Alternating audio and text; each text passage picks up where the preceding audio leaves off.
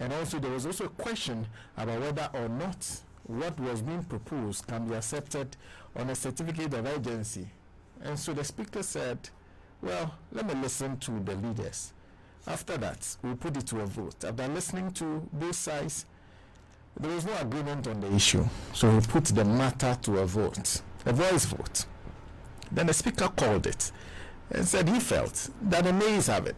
The maize, which are the minority who had decided that they have no business talking to the Minister for Finance. They wanted a vote on the budget. That is the only reason they were there, that they wanted to take a vote on the budget. Having declared that the maize have it, Alexander Pengumakis, who is Deputy Majority Leader, stood up. He stood up, and what was the issue? He said he was challenging the decision of the Speaker. So he called for a division, which means that they will count the numbers on both sides. So the Speaker made one simple order. What was the order? That those who were in Parliament, his attention was drawn to that those who were in Parliament who were not members of the Parliament and were not entitled to vote, including the Finance Minister and his deputies, who were not members of Parliament, should just leave the floor of Parliament whilst they take a vote. Well, what happened and what followed next was something that nobody understood up till now. The majority beat a strategic retreat, even though it was their own budget. The minority was of the opinion that, well, they were in Parliament. Whatever reason they left Parliament for was unclear to the Speaker. So it can be taken as a boycott. And then they will be assumed to have encountered. So the vote was taken. First, it means that they had lost the matter of the division. And then the Speaker went ahead and took the vote on whether or not the budget to be approved. All that happened on 27th November. The minority members who were there after the majority had retreated for no apparent, proper and sensible reason at all, then rejected the budget. So the budget was taken as rejected. That evening, the leadership of the minority, the members of the leadership of the majority, the members of the majority sat at the press conference and made a definitive statement. The Speaker will not be in the House in a few days. And when the Speaker is not, somebody else will preside, and when that person presides, will overturn what the majority had done. The argument was simple, that the minority did not have the numbers that were necessary to take a vote on the budget. That they needed 138 members, and the minority were 137 members. So, on 1st December 2021, they sat. Unfortunately, the Speaker of Parliament was not the one sitting. The first Deputy Speaker had to sit, and that was Joe Sewu. So that reduces their numbers to 137. Mind you, there was even still standing the matter of whether or not some members of the majority were actually in Parliament or they were impersonated, because that matter came up subsequently. Well, let's assume they were 138.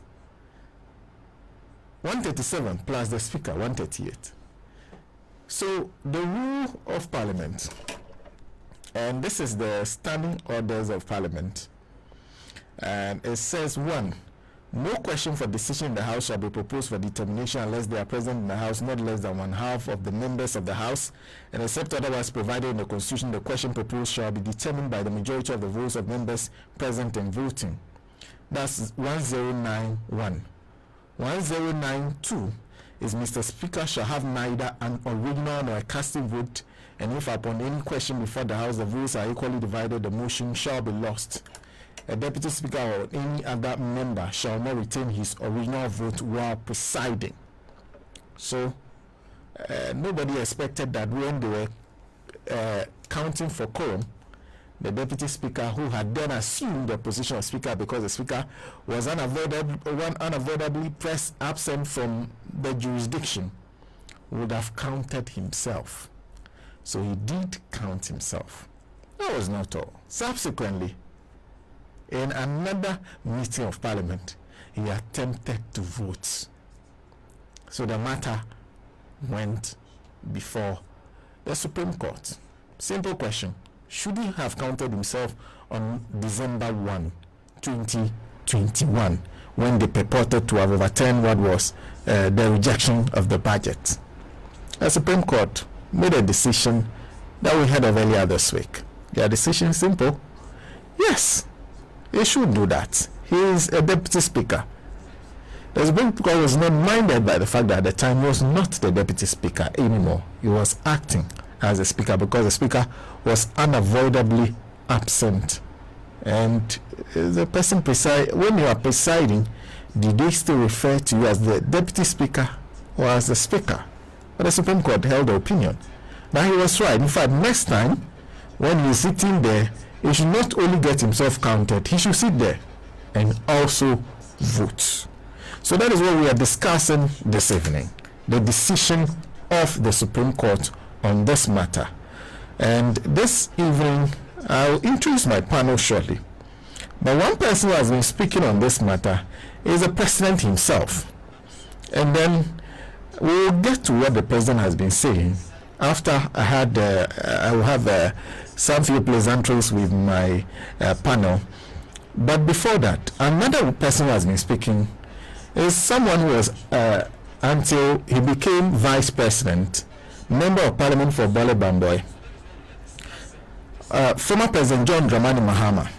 He made a couple of posts. On the day when the decision was made, this was what he was posted on his Facebook page. A unanimous 7 mil. Shocking, but not surprising. An unfortunate interpretation for convenience that sets a dangerous precedent of judicial interference in parliamentary procedure for the future. A day after, he says, if deputy speakers, because they are members of parliament, can vote while presiding as speaker, they could as well be able to participate in any debate on the floor over which they are presiding. This is the absurdity into which the Supreme Court ruling leads us. And then, 2 hours ago today, the first vote in most cases taken on a motion in Parliament is a voice vote. The presiding officer, whether the speaker or any of his or her deputy speakers, is supposed to listen to which is the loudest, the ayes or the nays, and make a determination. If the deputy speakers are allowed to vote, then they must take part, first in the voice vote. If you are presiding and can shout aye or nay with your party in the voice vote, how do you impartially determine which was the loudest? What is the determination of the Supreme Court? That deputy speakers can shout aye or nay with the side they agree or disagree with in the voice vote? The Supreme Court is leading us into the realm of absurdity. This judgment is regrettable, and I look forward to the applicant applying for a review of this ruling. So that is former President John Dramani Mahama, who seems to not be so happy with the decision of the Supreme Court. He completely disagrees with the stance taken by the Supreme Court. It's a position that several people have shared. First time, there's such vociferous disagreement with the decision of the Supreme Court, and many members of Parliament who do not see the convenience of the decision have stated their disagreement with it. The President says it enforces the supremacy of the Constitution. This evening, we are discussing that decision, the Supreme Court ruling on the voting rights of deputy speakers. And joining me this evening for the discussion, let me start first with a panel member who is joining us for the first time on this show, Mr. Godson Kofi Dogah, who is a chartered portfolio consultant. Thank you very much for your time. And a good evening to you, Mr. Dogah, and I hope you're well on this show. Mr. Godson Kofi Dogah, who is a chartered portfolio consultant. Thank you very much for your time. Thanks to your audience on the call. I'm looking forward to debating this and discussing this into a bit more detail. And I'm more honored to be on this platform with you today. It is wonderful to have you. There are two things I noticed. First one, your accent is distinguishable. It doesn't sound someone who is in Ghana. I haven't been particularly told where you're joining us from, Mr. Dogah. Yes, I'm joining you from the UK. That's fantastic. The second thing I noticed is that your designation, chartered portfolio consultant, is not something I've really heard about. What does that mean? So basically what I do, I specialize in the delivery of complex and major projects, and specifically within the aviation, airport, and the high-end automation industry. Currently also dealing with project executions and portfolios of projects within the UK parcels industries as well. So that is my specialty, deals with complex and major projects around the airports, in the airports, and in aviation and parcel and sector industries. That must be a serious responsibility, but thank you for making time of that. Your busy schedule to join us this evening, this afternoon, and I'll be coming back to you shortly. But let me also bring in the other panel that are joining us. Of course, it is always wonderful to have lawyers on the show. They are one of the most busiest people you can ever think about. Let me start with Dzimega Esquire. Mr. Dzimega, I hope you're well. It's been quite a while. Good afternoon, Sena. Yes, you've been quite a while.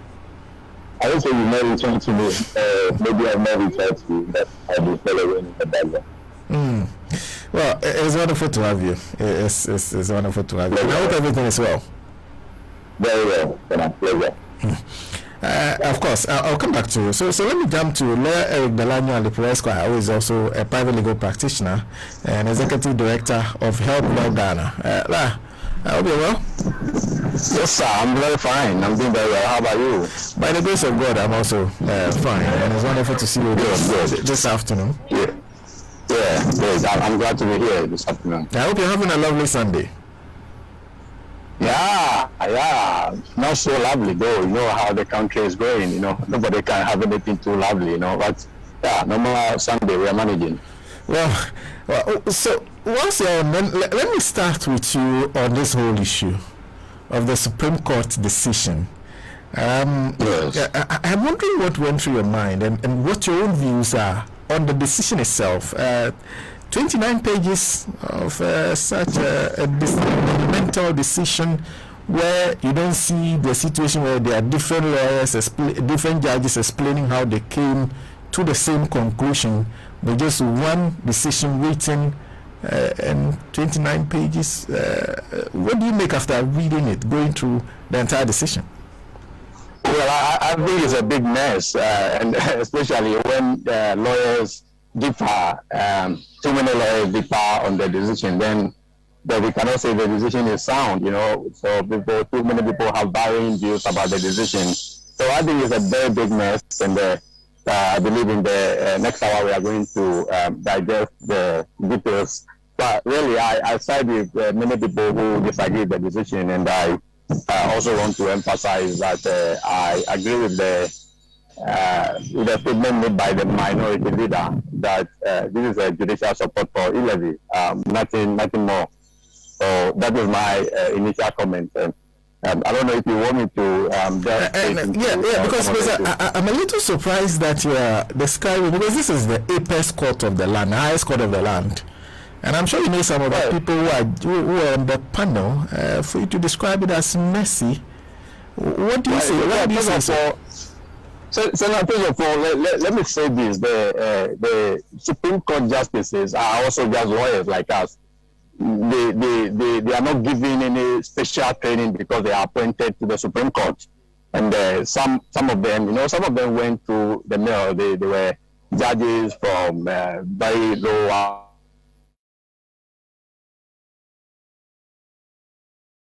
To the private parties. So they are lawyers, and everybody can make mistakes. In fact, even if they had any special training for their work in the court, they still can make mistakes. And I think that this is one of the big messes they have. But you see, also, I'm not going to mince words at all.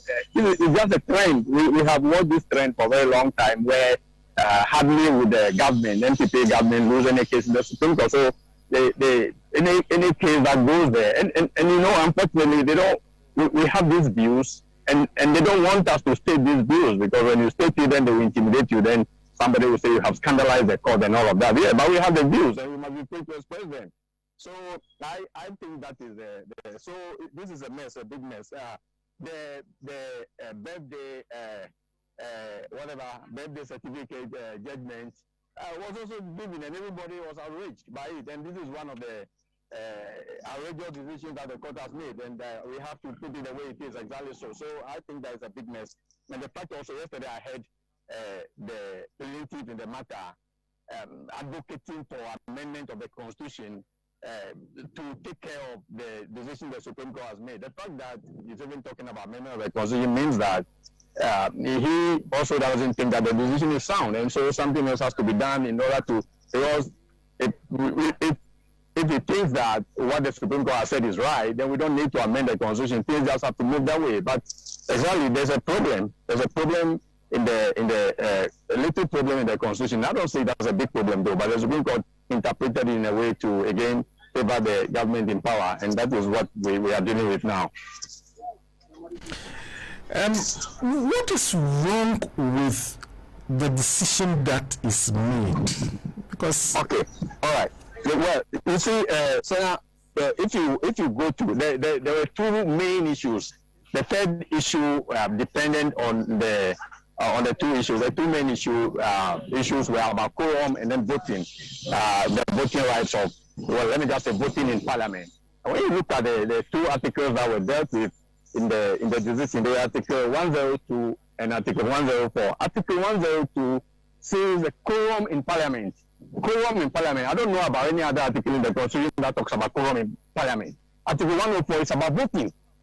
It's about voting. And so Article 102 was what gave us the basic features of a quorum, what a quorum is in Parliament. It says quorum in Parliament. It doesn't even say, because when you read the judgment, you realize that they were talking about, Parliament has other businesses besides voting. And so those other businesses, the Article 102 quorum refers to those other businesses like debating, like discussing, blah, blah, blah, blah, blah, blah. And then when it comes to 104, the voting, there has to be another quorum. But 104 doesn't even mention the word quorum at all.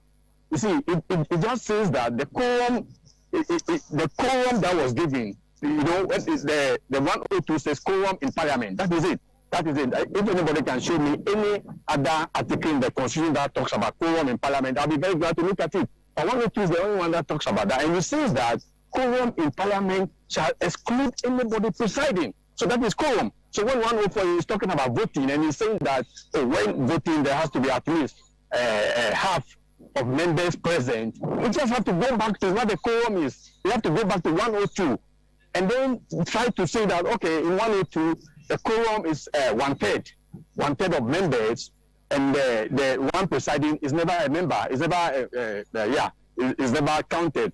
And so when you come to 104, in the case of voting, which 104 deals with, we just have to increase that quorum, increase the one-third to half, at least half of members, that's all. So there's nowhere in 104 that they even mention the word quorum at all. So as far as I am concerned, the issue about quorum was discussed in 102 and closed.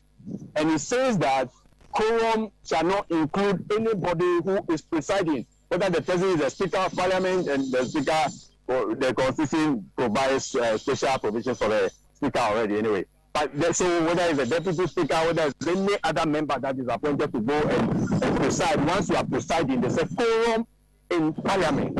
Quorum in Parliament. So all of us, if we are looking for what the quorum in Parliament is, we have to go to 102, not 104. So nobody can tell us that, that 102 refers to some other things. It only says quorum in Parliament. And then 104 now refers to another quorum for voting. No. So that quorum in Parliament is what has to increase now from the one-third of all members to half of all members. And that quorum excludes anybody who is presiding. So how can a Supreme Court, a very objective Supreme Court, not get this right? That is a mess that I'm talking about. So clearly, I am saying that, look, the 102 tells us about what the quorum of Parliament is, it doesn't include anyone who is presiding. 104 talks about voting in parliament, and in voting, the quorum in 102 has to increase. That is the way I look at it. And so I don't see how 102 can exclude certain people or certain person from being counted, and then 104 now include that person so you can vote. So that is the mess. That is absurdity the decision has created. But lawyer, does the word quorum have to be used for you to say that at least 104 is talking about quorum too? Because it says with at least half of all members of parliament present. Is that not a description that can be called quorum?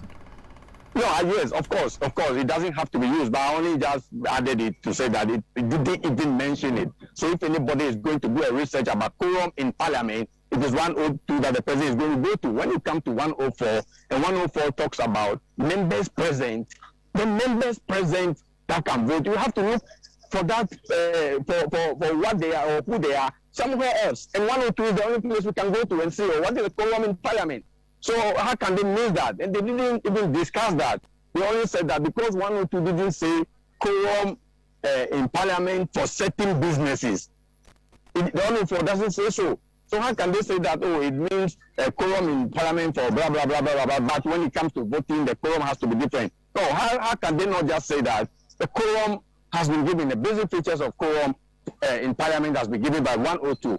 And so, but when it comes to voting, and they are saying that the number has to increase, we just have to go back to 102 and see what actually constitutes the quorum, and then we increase the numbers. That's all we have to do. We now cannot add, and mind you, 104 does not also mention deputy speakers anyway, or anyone presiding. It doesn't. It's quiet. So that's what I'm saying, that whoever can be part of a quorum was mentioned only in 102. Not 104. So for the sake of clarity, they are taking the right. For the sake of clarity, yes. The suggestion is that 104 says members present, half of all members present, and that if you were to determine, how do we determine half of all members present? You have to go back to the rules set out in 102. Yes, that is what I'm saying, because members present are members that can do business in the house. And members that can do business in the house are members that can engage in debates. And members that can engage in debates are members that not presiding. Members including a member, excluding a member that is presiding. Let me put it right. So if we say members present, if 104 is talking about members present, we have to go to 102 and see who are these members present, because we know that the person who is presiding can never be a member present for the purposes of the business of parliament. And voting in parliament is part of the business of parliament. So we cannot simply that voting and so as we're voting is different. No, the only thing is that the threshold of the number of people of quorum is only increased in 104. That's all. Simple.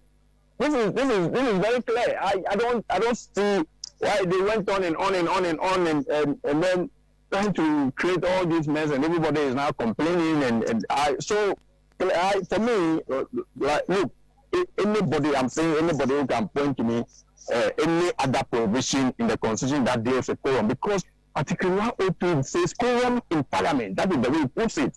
104 deals with voting. So if voting talks about any other number, that number should relate to quorum.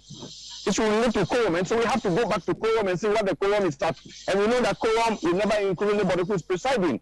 And then we know that quorum, which excludes anybody who is presiding, should now be half of all members of parliament. So I don't see how they can say that. And again, I am saying that there's no express provision in the constitution that says that deputy speakers of parliament can vote when they are presiding. There's none. So we have to take note of that as well, because the decision appears to be suggesting that, they have that right, and then the standing orders are taking that right from them. No, if anything at all, then it's a lacuna, it's a gap.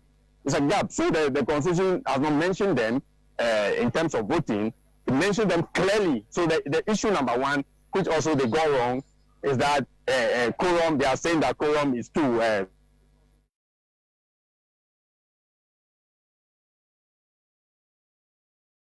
that is it. No other quorum for discuss apart from voting when they say that the number should increase. So on question number one, I think that is a very simple and direct one, because it has a constitutional backing. 102 says that the quorum shall not include anyone who is presiding. It is the voting, the 104. That's where a little problem is, because over there it says half of members present. So it gives some flexibility for anybody to interpret members present to mean everybody who is a member, whether you are presiding or not. And then another court can also say that no, it doesn't include deputy speakers as long as they are presiding. One court can say includes, another court can say. So if it gives room like that, and there's no express provision in the constitution that guarantees that, then I don't see why they will not just resort to the standing orders. That is it. That is all what the political question is all about. And we shall get to that stage when we get there. So of course, I'll be coming back to ask you about that whole issue.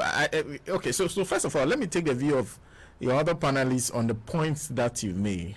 Let me jump first to Lawyer Dzimega, and you have listened to your colleague. Do you agree with his position on the fact that he is of the opinion that the standard for measuring what quorum should be in Parliament was raised and settled by 102, that a reference in 104 cannot be understood without going back to 102? Do you agree?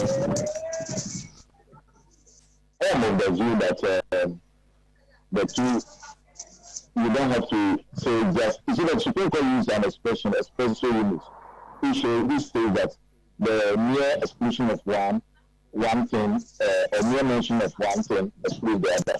For example, if somehow I say, I am giving you I have a set of books, maybe red, green, violet, and I said, I'm giving you the red book. Indirectly, I'm giving you a red book, indirectly means that I'm not giving you the green book or the yellow book.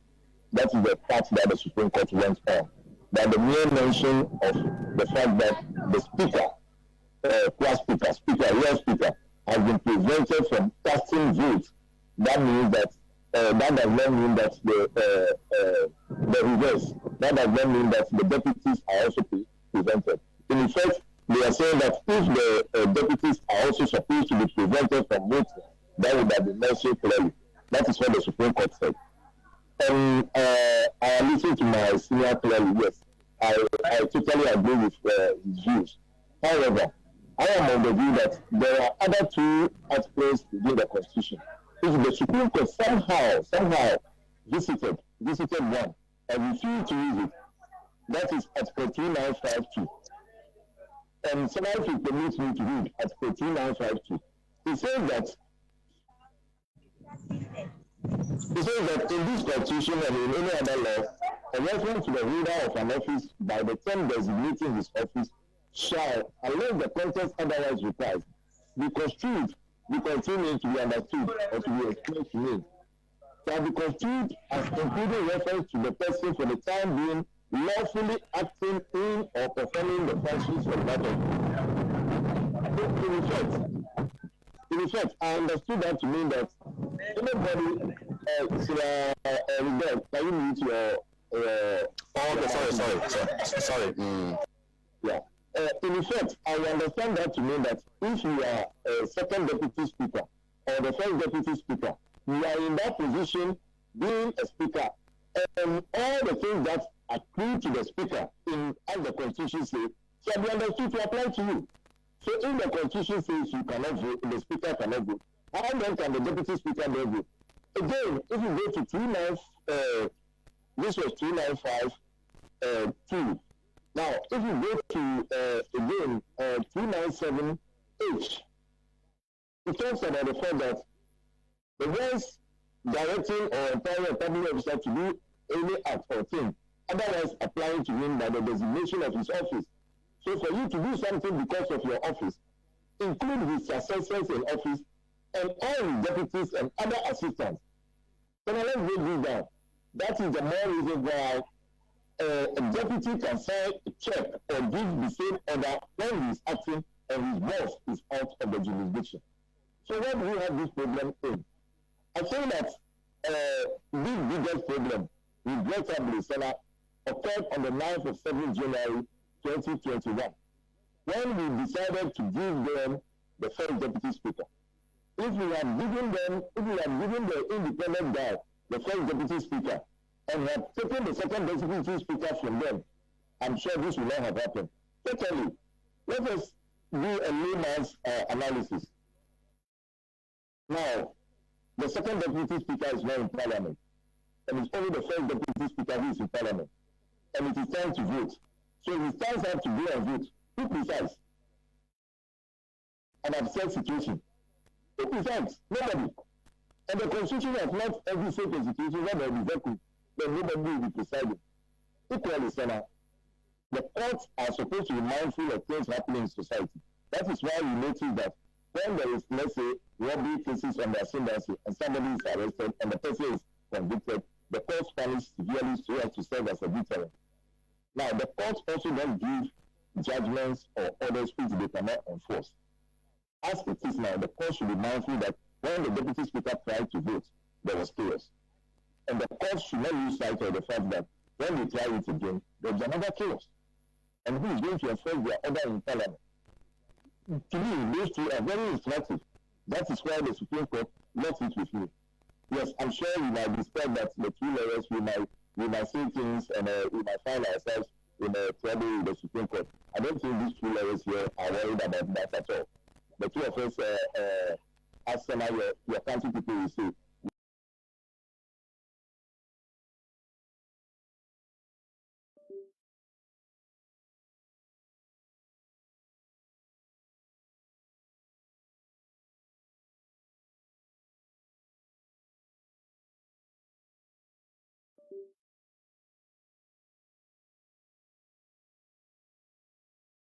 that we should concern ourselves with. Well, in coming to this conclusion, and of course, it's something that I will take your view and take. Okay, I'll come back to you, but let me first jump to Mr. Dogah. I'm sure you've been listening to the two other panelists on what they think about those particular two issues. First one, whether or not the deputy speaker is allowed to vote while presiding. That is one, and also the matter of quorum in parliament. How do you determine that? Can you take out what is your opinion on those two issues? Then we'll come back and address the other issues.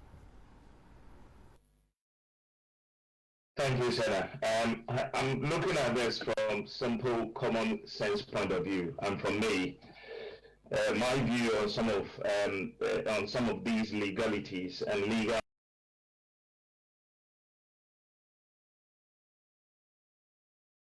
decisions are made that doesn't stand the test of common sense, then it led me to differ really what are the intentions. Then it tells me there are different intentions underpinning that call or that decision that has been made. Fundamentally for me, the Constitution of Ghana went further. Apart from members being elected as MPs in Parliament, the Constitution went further to ensure that the Speaker of Parliament is not a member of the debating body and is not a member of the moving of motion body, to make sure that the speaker is totally voteless, if I can use that word, and to maintain partiality and guide the House in achieving conclusion. Definitely the Constitution had that spirit and motive behind it to ensure that for the right reasons for the people of Ghana. Now, with this motion, with this very decision by the Supreme Court, we have a situation where a member of the House can move a motion, that member can debate the motion, that member can rules on the discussions of the House, and then also vote. Definitely against the spirit of the Constitution that we have. Totally at odds of the spirit of the Constitution. That makes sure that the current Speaker of Parliament had to vacate his seat, and for the seat to be rerun, for him to be totally impartial, totally independent, and without voting right. We just looked ourselves on it, and those who wrote the Constitution will be regretting this very decision that has been made, and that is where I come from a simple common sense test here.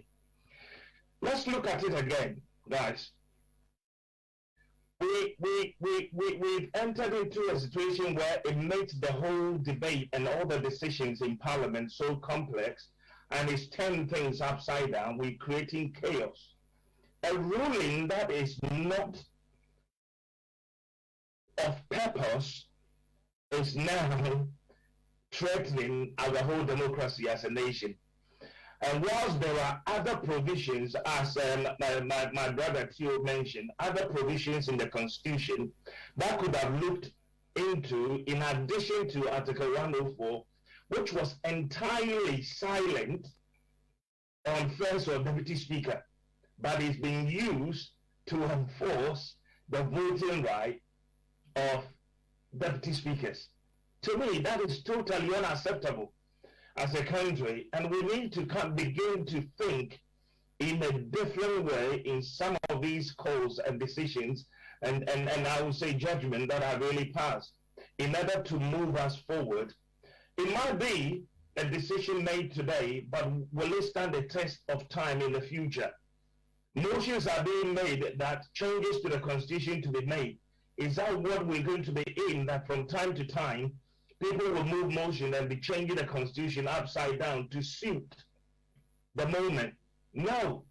The intent and the spirit of the Constitution, and in this case, on this subject of the Speaker, is very clear. If you are Speaker and you are presiding, if you are Speaker or if you are presiding, let me use the word presiding. And just for my purpose, I will say that I just checked the meaning of presiding just before coming on the call. And it goes further to say that you are vested with the authority. You are being vested with a full authority, which means that that person is no longer a member of the floor, has got the full authority of the Speaker. How can you have the full authority of the Speaker and not the conditions that goes with the Speaker? It baffles me. It's a confusion. The ordinary people want ordinary good decisions made by their leadership in all arms of government to give guidance and leadership to the state. We have now just thrown the whole state into a state of confusion over something that I would say that the Constitution adequately make provisions for, have other articles that also prevails in the Constitution that could have been considered, without which there is a body of Parliament also given mandate and authority to guide its own procedures, have also sat down to agree on the way forward on some of these things as well. But it looks like every other thing has been disregarded, and only Article 104, which to me is completely silent on first and deputy speaker, has been used to make this judgment. And I can only say it's unfortunate. So to you, the status quo that was there, and that's particularly clarified in, I think, the section 1093 of the standing orders, is clear enough that there is no way, even using the common sense test, where you can say someone presiding can vote. That is clear enough for you? That is very clear for me. You cannot move a motion, debate the motion, and once the motion is being debated, you still contribute and rules on those debates, and at the end of the day, also have a vote. It's not consistent with the spirit of the Constitution, to me, and from layman's term, it's not. And that is why the people of Parliament themselves, over 30 years, sat down and also make sure that there were standing orders backing that very spirit and intent of the Constitution. We've looked on ourselves and we're just going back. Does that mean that any decisions that have been made in the past within such kind of conditions are null and void? Do we have to go back? How are we going to work again? Are we going forward or are we going backwards? How do you see the head here from the tail? And I'm really surprised that we've ended up in this position that we are. But I believe that the legal guys here knows the next step to take. But from common sense point of view, it doesn't pass the test. of common sense. I'll come back to you on perhaps what common sense difficulties this particular judgment will create. But before that, let me jump back to Alifo. And I'm sure one of the things that the Supreme Court attempted to address, and it's an argument that has been made ever since the first time Joe has counted himself, is the argument of the Supreme Court saying specifically the speaker, that it is not a speaker. That the Supreme Court the Constitution says specifically the speaker, and they do not think that the speaker includes deputy speakers. And that is an argument that they use. Do you agree that where the Constitution wants to make room for the speaker, they are clear? No, I don't agree with that argument. And I think it is in Article 104(2) that the speaker was mentioned. 104(2) says the speaker shall have neither original nor casting vote. It says the speaker, you see, but it doesn't say anything about deputy speakers. So nobody can say that deputy speakers, actually, the Constitution gives them the right to vote when they are presiding. That one, we have to understand that. So if there's a problem there, if there's a little problem as to, for instance, if the Supreme Court is grappling with this, they have to just resort to, because the court itself also agrees that Parliament is the master of its own rules. And this is tried. This is something everybody knows. And so they have made special provisions and special rules to guide their procedures in Parliament. And they refer to, in their standing order, a speaker is anybody who is presiding.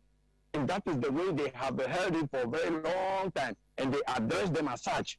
If you are presiding, you are a speaker. And so, if the Constitution doesn't specifically mention deputy speakers, and so for us, or for lay people, ordinary people will be confused as to whether Constitution means for deputy speakers when they are presiding to vote or not, especially taking into account their exclusion from a quorum in Parliament in 102. Then all the Supreme Court has to do is to just refer to the standing orders and say how does Parliament itself view this? And Parliament has made a clear arrangement around this, and they know how to do it, and they have been doing this for years. So how would you now change it? And I'm saying that is why we all know the issue that is. But the problem, everybody knows the problem. The problem is that we have equal numbers of both parties in Parliament. And again, I keep saying all the time that the MPP managed to steal at least 6 of NDC seats. We all know that they killed about 18 innocent people in order for them to have 137 seats like NDC has in Parliament. And look, upon all of that, they still do not have clear majority. And so they are now struggling.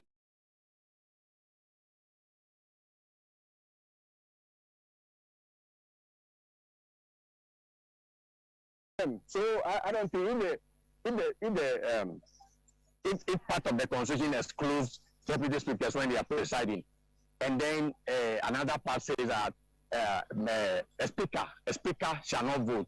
How can you exclude somebody from debating and from taking part in parliamentary proceedings when the president is presiding, and yet in another part when the president was not mentioned at all? Then you would say that, well, because somebody else was mentioned and that person was not mentioned, even though the person was excluded earlier, that person has the right to vote. There is no right. There's no specific right in the Constitution. So the Supreme Court got that wrong. So if the Supreme Court is not saying that, well, in our mind, we assume that, well, that assumption, you see, that assumption is what has to send us to the standing order to see what Parliament itself has to say about it. And they refuse to do that. So I disagree with them. I disagree totally with them. And the Parliament considers a speaker as anybody who is presiding. And I think that is exactly what the Constitution also means in Article 104(2) when it says the speaker shall have no, because the speaker at that time is anybody who is presiding. They call the president, when the deputy speaker is presiding, they don't call him Mr. Deputy Speaker. They call him Mr. Speaker. And that is it. Everybody sees him as a speaker, and like other panelists have said, and they enjoy benefits as speakers and all of that. As deputy speakers, yes, that's special benefits. So people have been arguing that, oh, well, then they are not able to represent their constituencies very well. Well, of course, they are getting some other benefits also for their constituents anyway, by virtue of the position they hold. So I totally disagree that, look, when there's a lacuna, when there's a gap, when there's a flexibility in our laws or in the constitution, that is where the ingenuity of the courts have to come in. So they can explore this either way. And this one, if they want to really interpret it well to satisfy everybody, they just have to go to Parliament's standing orders. And as long as those standing orders do not contravene the Constitution, they have to be respected. In fact, the court doesn't even have to go there at all, doesn't even have to answer the question at all. That is what the political question is about. The political question is not that anything that is coming, and also the court talk about parliamentary, the sovereignty of parliament. They talk about that also. I don't think that the sovereignty of parliament means that any law that is passed from parliament, the Supreme Court cannot touch it. I don't really think so. But that is what they explain to be. They said the Preventive Detention Act, that was the decision of the court. You know, our court for a very long time, I believe they have been very political also. Depending on who is bringing a case to the court and who is going to benefit from it and all of that, all those things also influence their decision. It's not helping very much. So I don't think the sovereignty of parliament means that any law that is coming from there cannot be touched. It can be touched if it contravenes the constitution clearly. And there are procedures. As for the procedures in parliament, if you cannot point to any provision of the constitution that a parliamentary procedure provided for by the standing order contravenes, then you better don't touch it, because it's a co-equal arm of government. So you cannot go and tell them that, look, we don't like the way you are doing it, although this doesn't, well, that's not what they said actually. They actually said that it contravenes the constitution, but I don't see where, because there's nowhere in the constitution that they can point to us that the constitution says that a deputy speaker, power presiding, can vote. Nowhere at all. They are just assuming that, or presuming that from the fact that the speaker was mentioned, but deputy speaker was not mentioned. And then they tried very hard to say that when the deputy speaker was excluded in 102 when presiding, it was only for certain activities of parliament, but other activities, no. This one, look, is a mess. It's a big mess. That is why the plaintiff is calling for amendment of the constitution. So, look, meaning that eventually they are going to put us in a straitjacket. The constitution will close us, because, look, if our constitution says that our constitution doesn't give a cap as to number of Supreme Court justices that have to be appointed, then a particular government will come and will appoint 18, another will come and appoint 20, another one 25. Whereas in other countries like US, I keep saying this, US is always 9. They are using their senses.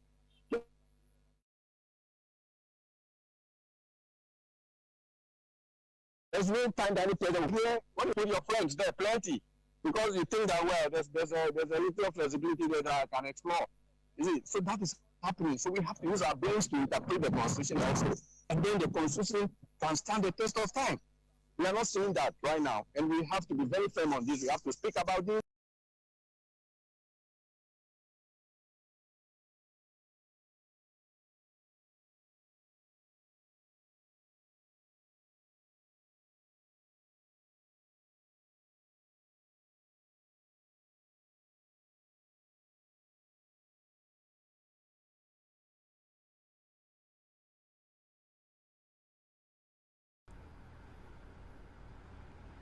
I think we do have challenges with his network. He may come in at some point, but we can't hear him currently. So let me jump to Lawyer Theophilus Dzimega, and of course I'm sure you've been listening to your colleague. The matter of what the speaker means, should it be the speaker? So Speaker Alban Bagbin shouldn't stretch to Usu, and then a waste of time and money.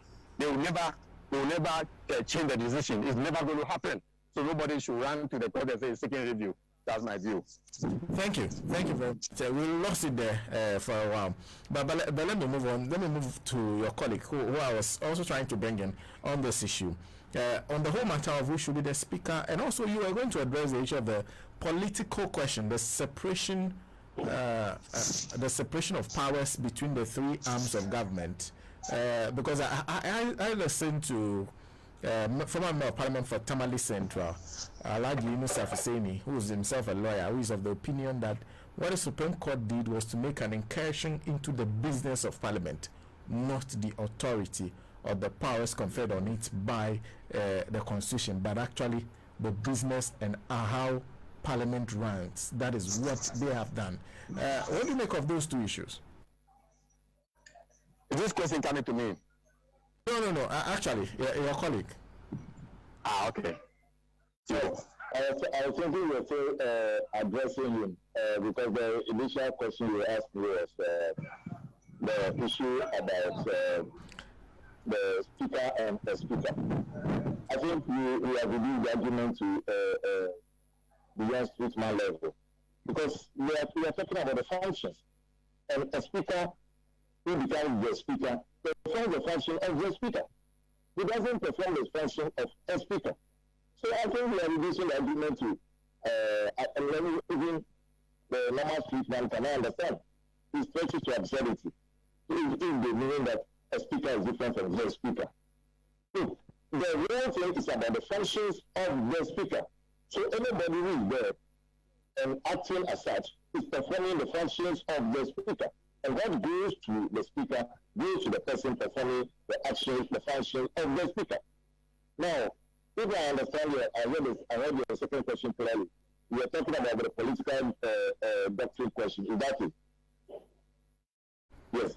The political doctrine question talks about the fact that there are certain questions that are left to the politicians to answer. Since they started the argument or they ask the question, they should be left to answer the question. And they are not justiciable within the court because the court might not be able to do justice to, or because all the three arms of government are equal, and there's a question that is supposed to have started from there. They are better placed to answer the question. However, our courts have found a way to go around to say that there are certain questions that are politically doctrine questions that are not applicable to Ghana. They only apply in the US and they are not applicable here. However, there are certain cases where they find it interesting to say, once it has come to our end, let us answer it. So we have not any Senior Alifo is one person who has always advocated that we might be going to court and have a prediction to say that if I argue this way, this is how the outcome will be. If I argue that way, this is how the outcome will be. However, we cannot say it of our current politically correct Supreme Court. We cannot. Because once you are getting there, you don't know what is going to come out. You know that the only certainty we are likely to have is the 7-0 we are going to have. But beyond that, even issues that are left for co-equal arms of government. Now, imagine that the Parliament meets a law tomorrow to amend part of the Constitution and to make it that only this number of judges can sit on a particular case, and to make it that Judge A, B, C cannot sit on a case. And it is law that is passed by Parliament to regulate the affairs of the Supreme Court. How would that be? That would be another area of chaos.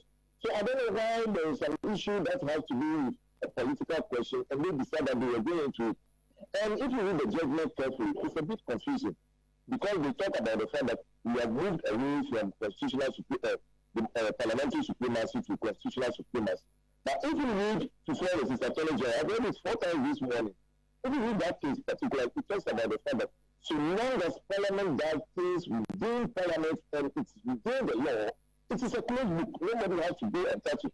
And Parliament has defined who a speaker is and makes reference to the speaker being also the deputy speaker. Why on earth would you like to touch it?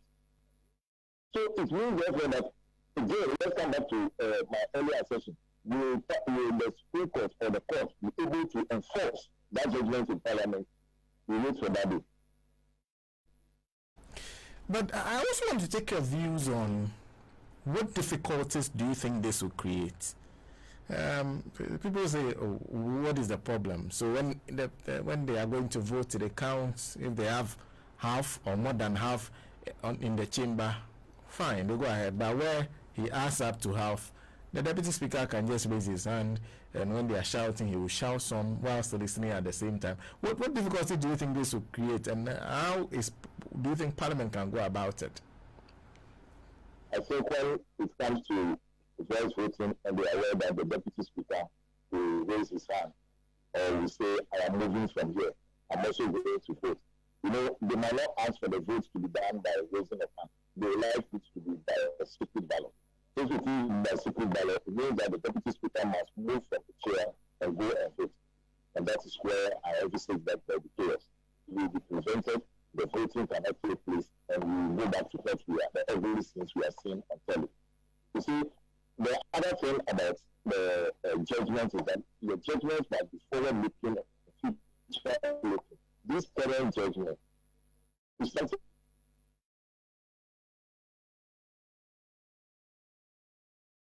Hello, La. Hello. Okay. Can you hear me? Okay, so sometimes the judgment has to be future looking, has to be organic, it has to grow.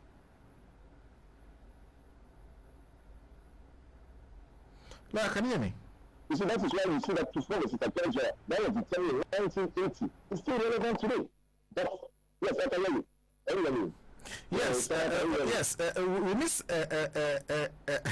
a majority of what you said, specifically when we were making the point about judgments having to be organic and growing.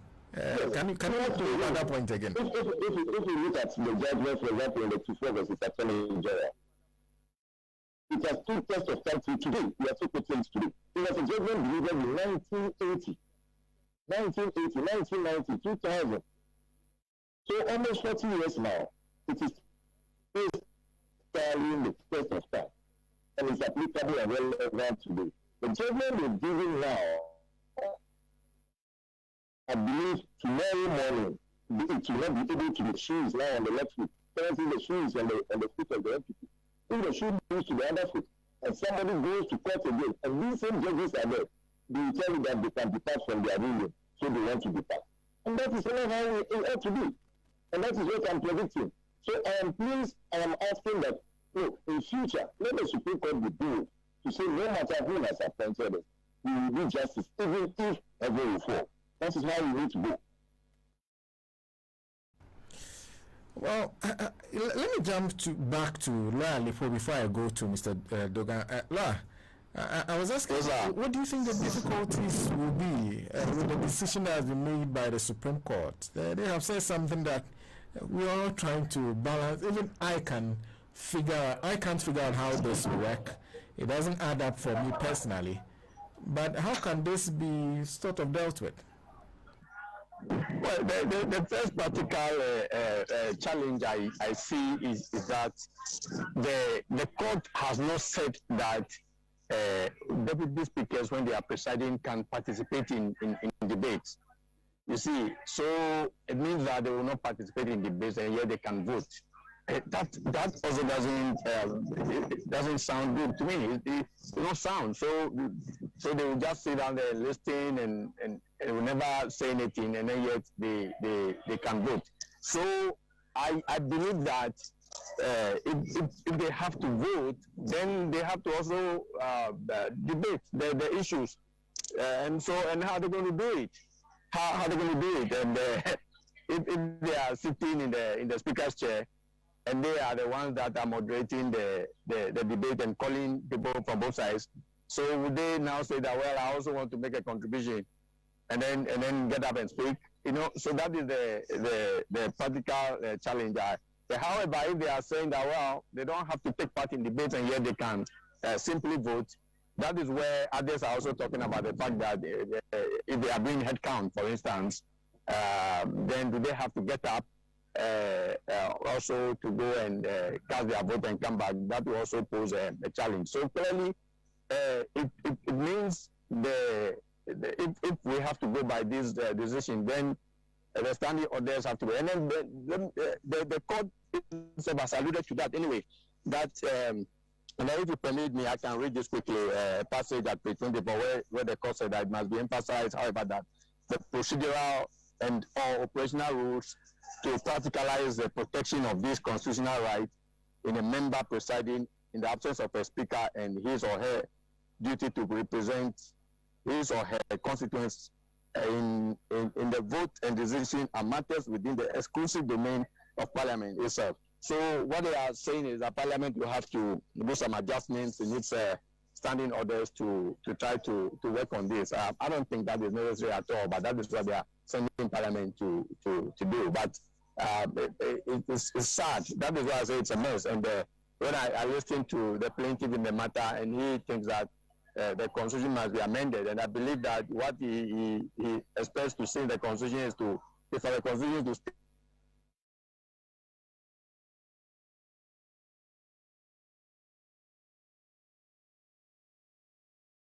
clearly in Article 104 that cannot vote. That is what he wants to see. It's only because although the constitution doesn't say they can vote, the Supreme Court says that because the constitution is silent on it, they can vote. That is why we are here. So and clearly the Supreme Court could have ruled otherwise, and they decided to take this course. So well, I don't know. So we'll see. We can see that both sides of Parliament are flexing their muscles, and we'll see what is going to happen in there.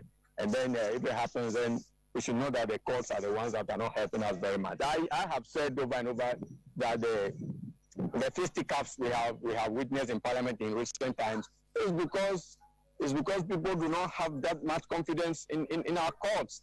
If they think that these are issues they can go to court quickly to resolve,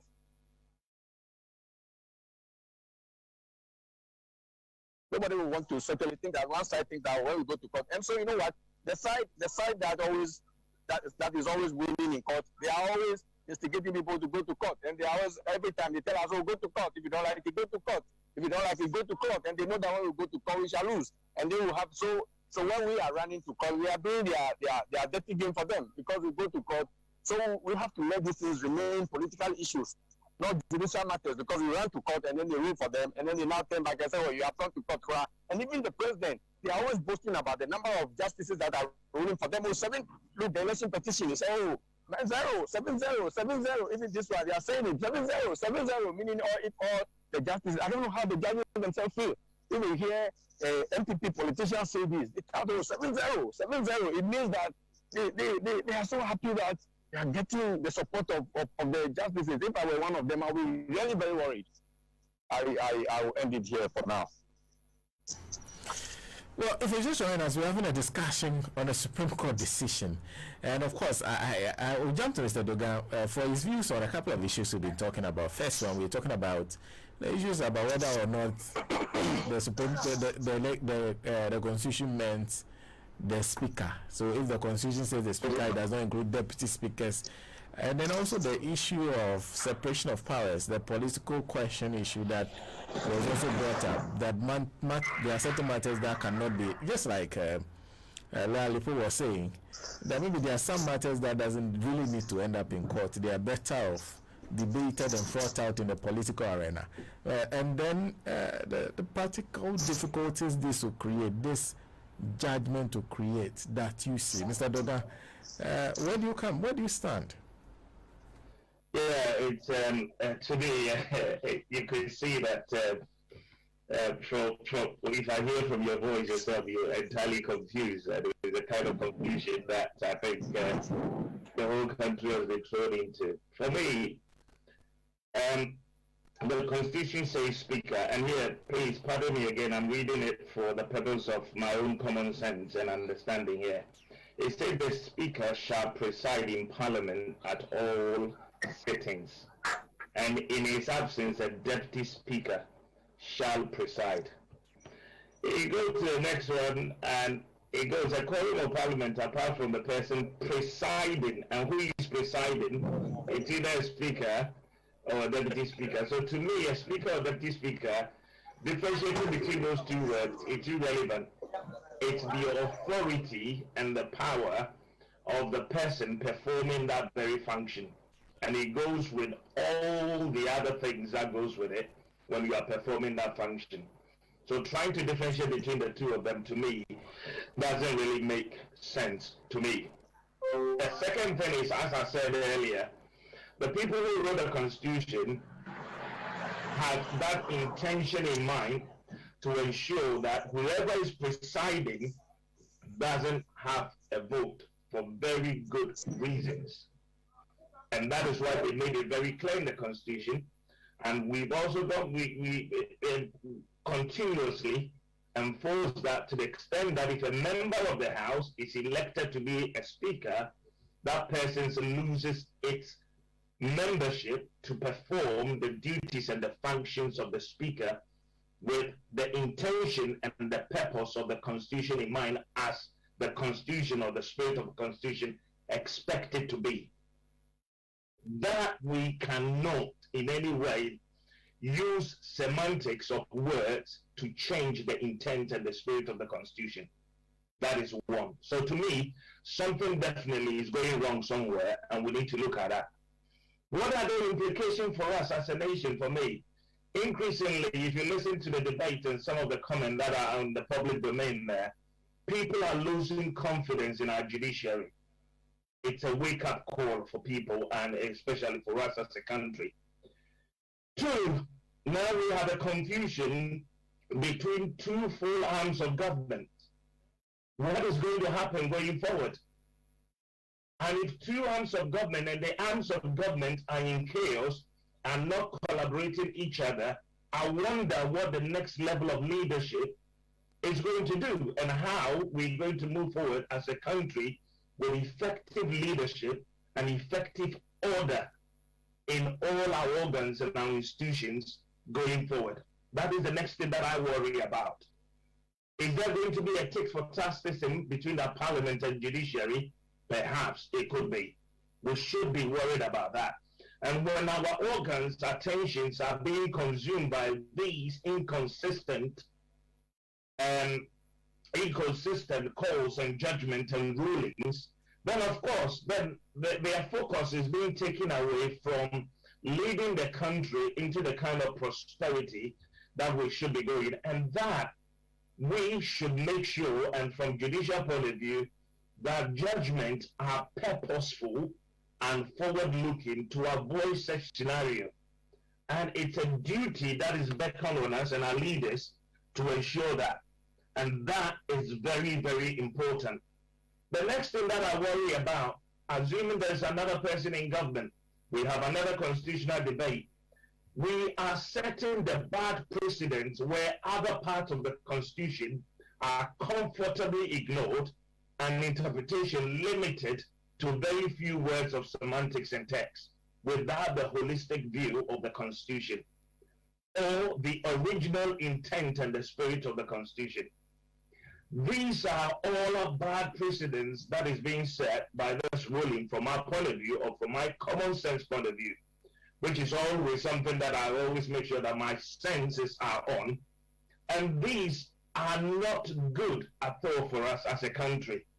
And we need to begin to rethink. At the moment, for several weeks now, Parliament has not really been that effective. How is it going to be going forward? What does that mean for the ordinary Ghanaians? And importantly, how are we going to move forward as the country and still remain one and still focused? That is my biggest worry. And our judiciary has got a responsibility for me, and I'll state it again, that it should be purposeful, it should be forward-looking, and it should not really go against the intent of the Constitution. Look, for example, when the next member of parliament is elected to be the speaker, maybe we should forget about that very member of parliament vacating his or her seat for another election to be held and burdening the state with more cost of a rerun, burdening the state with another member of parliament. Perhaps if that person can vote and that person needs to represent the Constitution as this ruling state, that person is first and foremost a member of parliament, if I can interpret it that way, then there's no need to burden the state anymore. Any member can be a speaker, and that person can rule, that person can be a speaker and also vote. But that is not the intent of the Constitution as it is currently. And those were for very good reasons, and we should be looking at upholding those and making sure that as a country we are moving on with that spirit of Constitution intact. But at the moment, I think that is broken and that is faulted. Do you see this ruling in any way reducing the fisticuffs, the tensions, and the kind of uproar we've seen in Parliament for some time now? I doubt it that in the immediate it will reduce it. If there is anything that's going to make it worse, it will take a lot of collaboration to really make sure that the two sides in Parliament comes together for the good of the Ghanaians. And importantly, I should say here, and that is very sad. If that exists in our Parliament, then we could wonder what will also flow down. And how are we causing it? Who is causing this? And why are we doing this to ourselves? We should be collaborating very well in our parliamentary to make sure that the decisions that are coming out from our parliamentary democracy are robust enough and is for the interest of our people. At the moment, if they are not working together, you could only anticipate that decisions that are going to come out from our parliament are going to be politically motivated, and they're going to be a politic in parliament. And that is also a big worry. And it shouldn't be. It has never been, and it shouldn't have really gone this way for we Ghanaians. We deserve better, we can do better, and we need to raise again. Let me just ask the other two panelists about the question you just raised. Let me start with Lawyer Dzimega. The issue of faith in the judiciary. I recall vividly before the fight started in Parliament, there were people who told the guys in the minority to go to court. They said no, there's no way they're heading to court, that the matter will be settled on the floor of Parliament, that will prevent them from, the first deputy speaker, from attempting what he did in their absence. One, are you worried for the reputation of the judiciary, especially our Supreme Court, because a lot of people expect them to at least seem to be above reproach? Are you worried for them? And secondly, do you see consensus ever being built in this parliament? Because I already hear members of the minority accusing the other side and government of engineering this particular decision. Yes, I'm of the view that I expect more fisticuffs. You see, throughout the world, for those who have fought for rights, etc., to be given to them, they didn't get it on a silver platter. So if there is the right thing to be done, until recently, blacks were not allowed to vote. Until recently, women were not allowed to vote in certain countries. And those countries today are championing democracy, etc. So, and those things, the changes have come about as a result of what I would call revolution. So if you notice that the action is will not find favor, as it is said in the local powers, the cockroach will not find favor in the court of the chicken. What do you have to do? You carry your own referee. You carry your own referee into the ring. And that is what is going to happen. I'm not worried about the reputation of Parliament. If it will take real critics for the real thing to be done, I think that is where we have reached. We shouldn't mince words about it. I don't know what I will say today. There's only one language which we have to understand. Now, let me say it here. For NDC particularly, until recently, they've been told they are violent to the level that it has stuck in their mind and they have become so timid. So if it is that physical is what will bring a true democracy into Ghana, I am all for it. I remember I mentioned it earlier, that the Supreme Court should have envisaged that this sort of thing will happen. If they are not able to envisage that there's going to be likelihood of further fiscal and Malay and Hulahalu, etc. in Parliament, and they decide to give this type of ruling, then so be it. That is what we are doing. Let us see who is going to enforce it. Somebody asked me the other day, don't you think they're going to be the right excuse for them to bring the military into Parliament? Well, we need to see. But I told the person that when people are even taking, excuse my French now, when they are taking stupid decisions, they are somehow remotely aware that the tables can turn tomorrow, and they will not take such decisions that when the table turns tomorrow, they will be the ones to suffer. So I believe that the way the status quo is, it will be maintained. If NPP or the majority group in Parliament does something else, the NDC will not agree. There will be more 50%. The other part of the question you haven't spoken to, are you worried for the judiciary, especially our Supreme Court? No, you see, they don't care. I don't think they are worried. They themselves are not worried. So, yes, as my senior said earlier, they're not worried. So why should we be worried for them? And one judge once said that anytime he gives ruling, he watches cartoon for a long time. He doesn't watch TV. So he's not bothered about whatever anybody says. He doesn't hear because he only watches cartoons. So I'm not sure they are worried about it. In any case, they seem to have encapsulated themselves in the idea of 7-0. I was just reading a case where Nana was the lawyer for the plaintiff, and I'm rulings he's given, he's in the Supreme Court, and they're given, and I'm like, no, this cannot be the same people. They're not worried themselves. So now we shouldn't be worried. But Sena Nombo said something which I would disagree with him. They say that in US they have 9, and we should go by such formula. No, I think that the day NDC will win power, NDC should appoint equal numbers. If we have 38 Supreme Court judges, so do it. A policeman once said when I went to negotiate something with him that when somebody does something nonsense, another nonsense has to come to counterbalance it. For you to have 2 nonsense, then the scale will be lowered, then the right thing can be done. If there are 15, 16, 17 Supreme Court judges before NDC takes over, let NDC appoint 22. When we have about 40 Supreme Court judges, people will begin to say, no, we are getting to a realm of absurdity. So let us do the right thing. Then what is wrong with our current appointment to the Supreme Court will be corrected. But until then, sorry I am sounding this way, but you see, when we push people down so much, they come to the stage where the right theory of boom will happen. And I think I'm getting to the boom level. That's why I'm booming this week. It's interesting to hear this from you as a lawyer. You say the court itself is not worried that people have an issue with perhaps the pattern they have taken recently and perhaps would not like to correct course? Look, if you ask my senior now, he will tell you that there are certain things for a long time. When you are going to the Supreme Court, you know this is the way cases are going. Now, if you are going, you don't know whether they are going to go left or they are going to go right. They are worried who is my opponent on the other side. They are worried if it is my opponent on the other side, maybe the Supreme Court will say, oh, we are exercising our rights to depart, and they are going to depart. I mean, why should it be like that? We should be able to predict what will come out of our courts.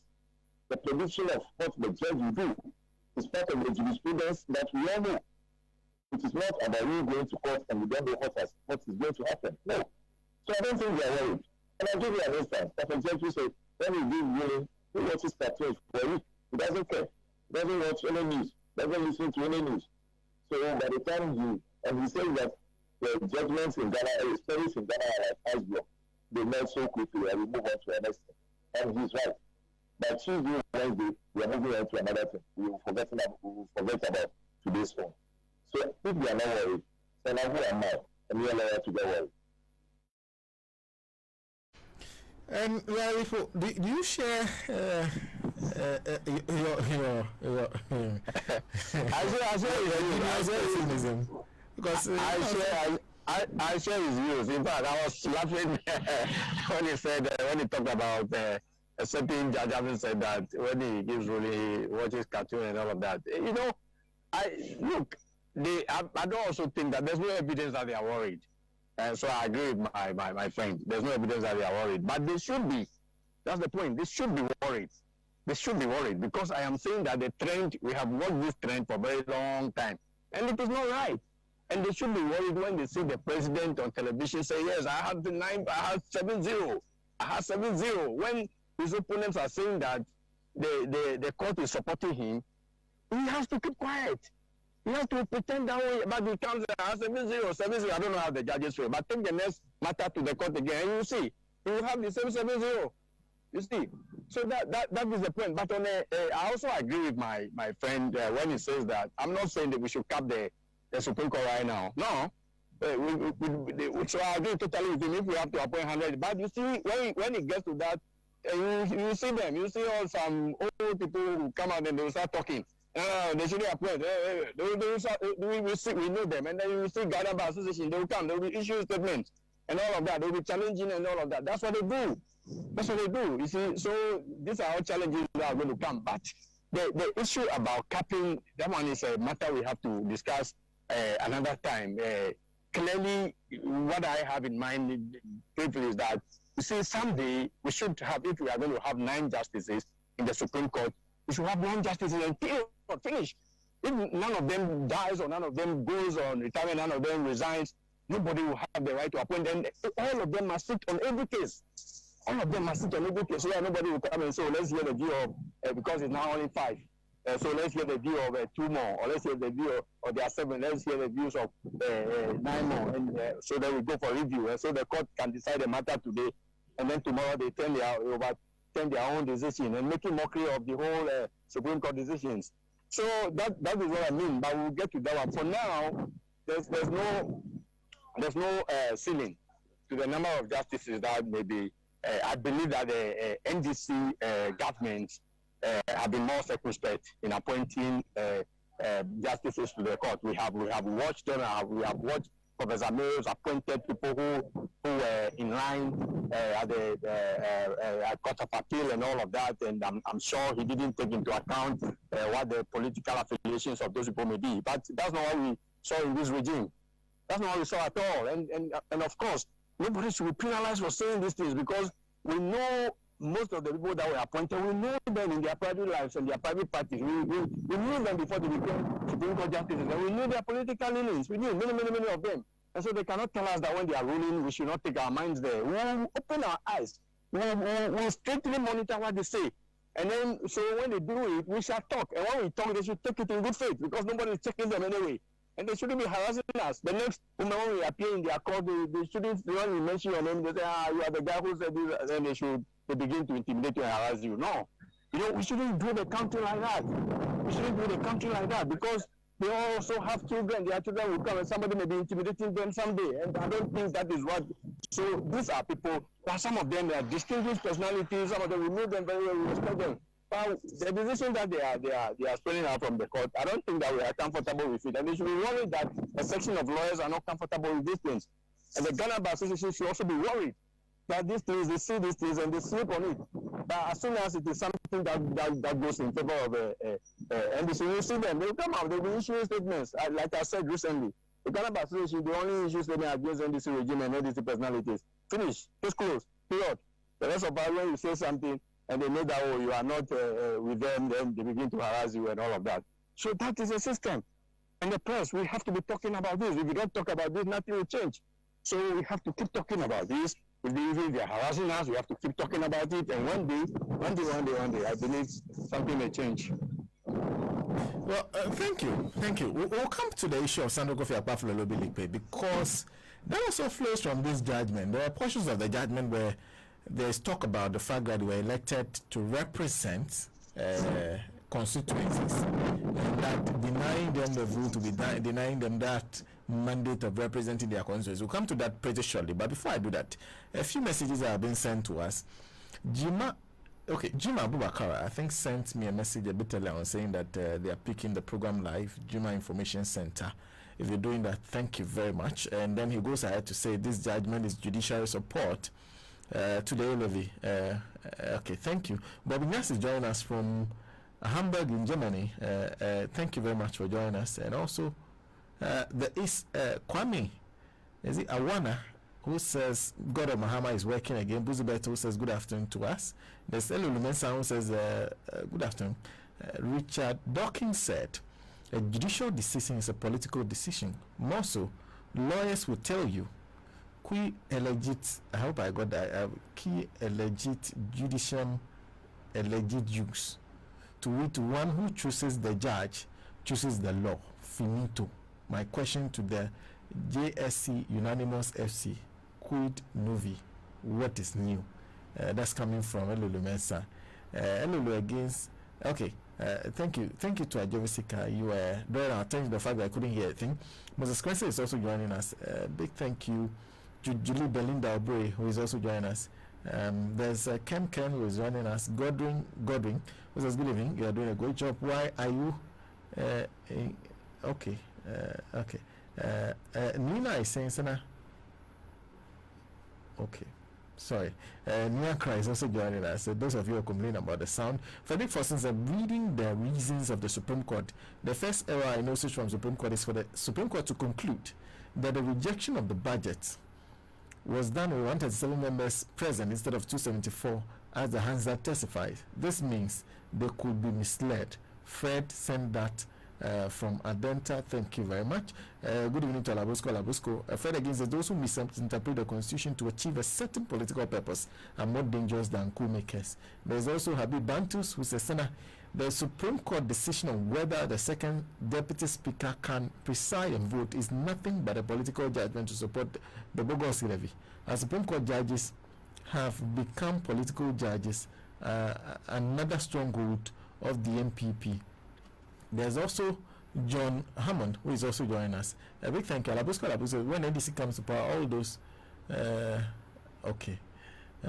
My Adam says if the two deputy speakers' interest is just to take part in voting, just to add up numbers to their party, then they have no business sitting on that chair. That we don't need a deputy speaker. Nina, thank you. There's also Mensa Mansour, who says, Sena, I'm enjoying the show from Community 25, Tama. Thank you. Nice to know you're doing so. There's also Samuel Ivansotawa says, I guess any deputy speaker who is not willing to follow the standing orders of Parliament to the detriment of their so-called constituencies have the liberty to resign and spare our ears and time with disgraceful behavior of a Kufuado in Yebua rubber stamp Supreme Court. Why is a Kufuado and his criminal cohorts at the and not interested about those citizens who have been denied a representation in the same parliament, but interested in a constituency who have a rep, but for his own interest went to exchange his vote for benefits? What you life from Birmingham. Osman Lachi is us from Tripoli in Libya. There's also Henry K. Abutu. Okay. Dogah, what percentage is needed to make changes to the standing orders in Parliament? We'll get to that. Alexander Apia is also joining us. He has quite an extensive answer. I am of the opinion that this judgment is very absurd. What I learned from constitutional class during my LLB in Ghana and UK, this is a purely political question of which the court should have abstained.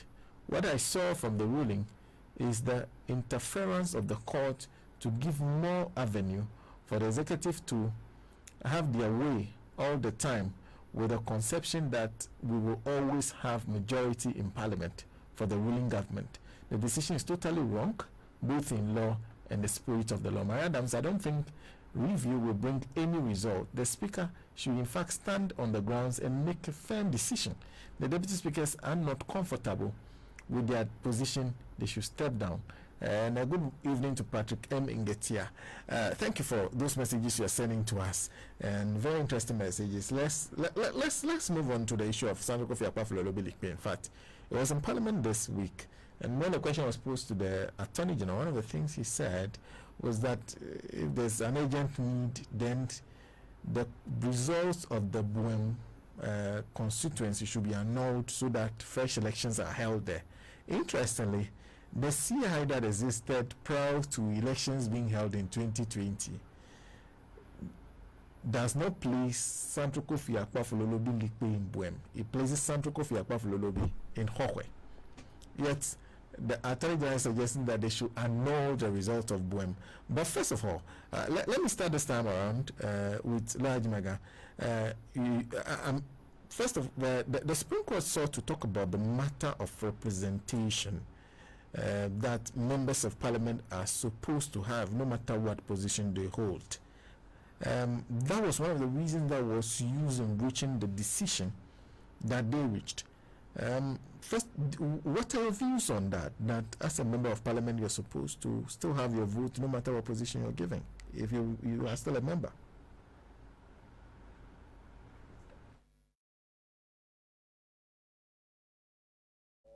Well, as my already used to say, when it's vegan, they call it chicken. When it doesn't vegan, they call it butter. It's as simple as that. Simplicity.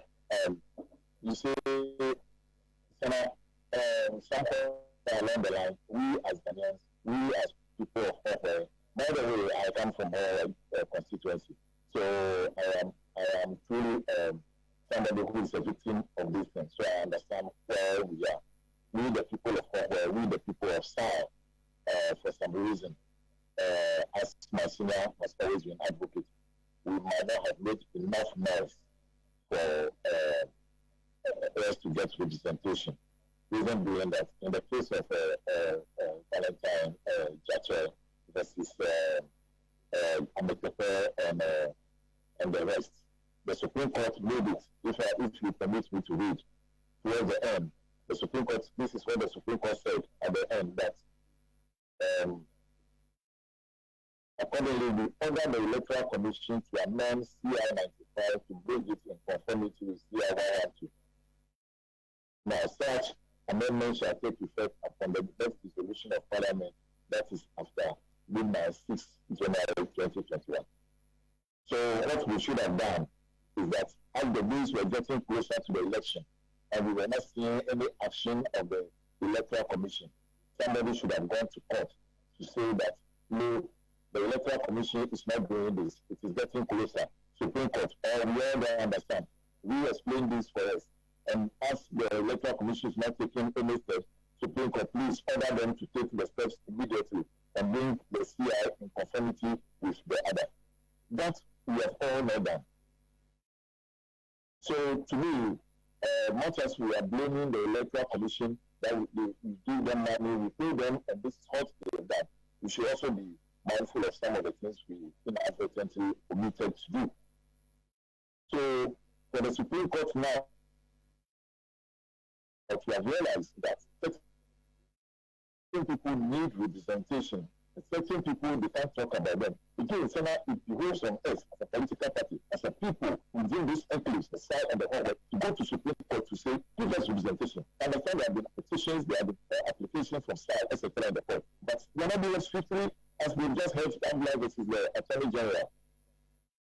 So I think that it is also up to us to push for that case to be heard, and also to cite the Electoral Commission for contempt for not obeying the orders of the Supreme Court, because they were asked to bring that in conformity with the others here, which they ordered.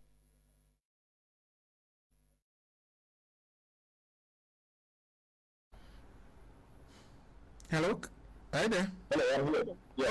Okay. But this whole issue of Kofi, the Sandro Kofi Akpafo, it seems from every reading that has happened so far that the only way they can get some form of representation is if the cases in court goes one way or the other, and then they are allowed to vote maybe in Hokwe or Buem. Do you see any resolution beyond that? Because I'm hearing about the creation of a new constituency for them. Yes, you know, in Article 47 of the Constitution, no constituency shall stand between two districts, and no constituency shall stand between two regions. So as it is now, the South is in the two region, so they cannot realistically vote in all. So the district has been created for them, and there's the one district too. So they cannot be within two districts. I hope you get what I mean as well. So it's a serious work now. Now, even if a constitution is a constituency is created for them right now, the same Article 47 says that if the boundaries of any constituency is altered, it can only take effect upon the dissolution of the current parliament. So even in that situation, they will not be able to have a situation where they will be able to vote currently and have representation currently in parliament. That is a huge thing that is worrying all of us. Now, will the Supreme Court be willing to say that, look, we can avoid the situation of helping those people in Santo Kofi, we can forget about their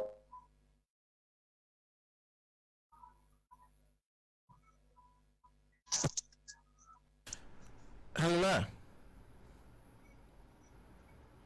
I think we have an issue with the connection to him on Zoom. Okay. Give me the to the benefit of the whole country, because it's going to be difficult now to say that bring back the whole. Hello.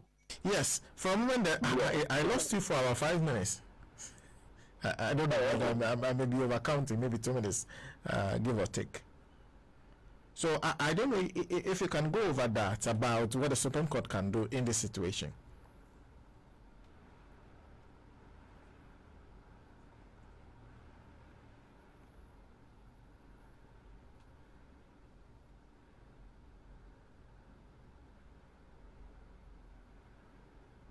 Can you hear me now? Yes, I can hear you now. So I was asking what you think the courts can do, because there's a matter before court, two separate matters, one that relates to the Buem election, one that relates to what happened in Kofi. can there be a resolution through our courts? No, I don't think so. I just hope I am not taking on this. You see, I am on the view that there have been a lot of gerrymandering along the line, particularly by the Electoral Commission, to favor the New Patriotic Party to win the whole seat particularly. So there is no way, looking at the trends we are seeing in the rulings, etc., there is no way these things will be reversed. Secondly, I was making a point that if the Supreme Court going to say, okay, the people inside, they are just 10,000. We can forget about the 10,000 people to not worry the whole country of over maybe 7 million people. And they are going to say everybody's right. It's so important that even if it is one vote, we are going to rerun the elections in Hallway and where. Will the Supreme Court be willing to do that? I will say they will be in the position to say, we will forget about the 10,000 people because that will affect the whole country. That is my honest view. Well, let me bring in your senior at the bar. Alifo, what do you think this, because we talked about over and over again about how all this came about. Can there be a resolution? And what the AG is talking about, is that a solution that can work?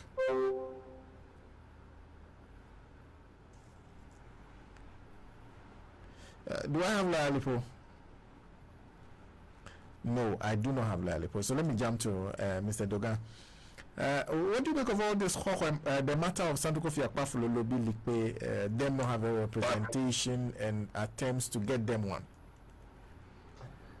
Yeah, Sena, to me, it's another sad event for me, if I should put it that way, that citizens of Ghana don't have representation in the parliament, and this parliament is making decisions that will be binding on them, and they have no representation at that level, and they would have to live by that. It's unfortunate, which also makes me think that the whole debate of the first subject that we talked about regarding the member of parliament not being able to represent its people when taking up the first speaker or second, being a first or second speaker, also laughable when we know that there are some people who have been denied the right, not only even representation, to even vote to start with, and also to be represented at that same level.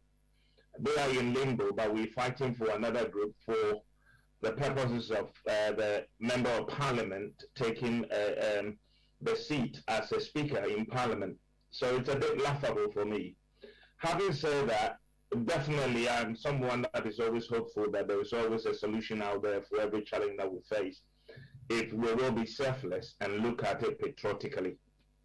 So there's a solution out there, but they need patriotic people to be selfless and look for the right solution out there. When I look at the whole history of SAL a little bit, at some point in time, some decisions were made and some calls were made and some promises were made. Well, if we are looking at an interim solution, then straightforward, we should go back and be consistent with some of the promises that were made. Some of the traditional areas within South don't want to be part of OT in the first place, and they protested. They did not petition to be part of OT, and it doesn't favor them to be part of that OT region at all. So why do we want to proceed with a decision that forces them into OT region in the first place? I don't know. Then we are not solving the problem. We are just maneuvering and creating a new problem altogether. It's my personal stance on this one. So the proposal that we should annul Brain and put them under Brain constituency for which they will be part of OT is not solving the problem, but it's shifting the problem to another stage. Is my personal take on it. On that. However, along the line, the reason why these traditional areas did not vote in the Brain election in the first place is that they were promised that they will be voting the another constituency, which was Hogway, which was why they were stopped from voting in the first place during the election. So why don't you go back and be consistent with your words and your promise, the very least as an interim solution? And if there is a long-term solution, then deploy that long-term solution, roll it out, and make sure that that is then in place before maybe the next general election. That seems to me as the best way forward. These people were all part of our constituency to start with. And so you are not going to do anything different rather than to keep them in the original constituency and for the business as usual to continue as much as possible. And then later, if we think that we people of Ghana and the people of the traditional areas, there is something else that needs to be done, we can then do this with a common sense of purpose and togetherness and do it well. But at the moment, we are dancing around the issue. We're not making any hard, bold decisions. And the Constitution is also there that we must also align to. And it doesn't look like we really have a good way forward on this, is what I would say. And as predicted by my brother there too, it looks like we will end up with a situation whereby some people not only will be disenfranchised, but will also lose representation for a whole parliament term.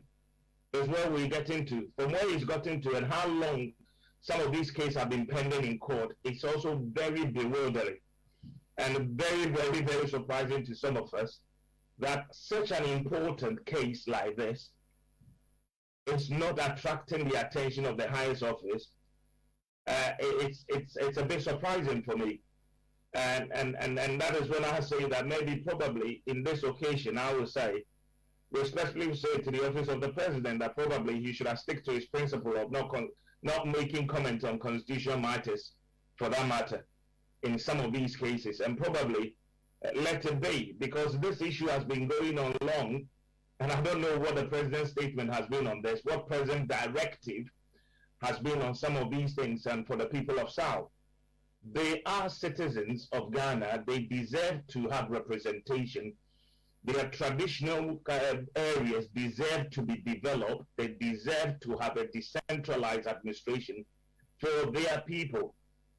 And it's important that we provide that in accordance with the Constitution. They are being neglected. Other people are being served.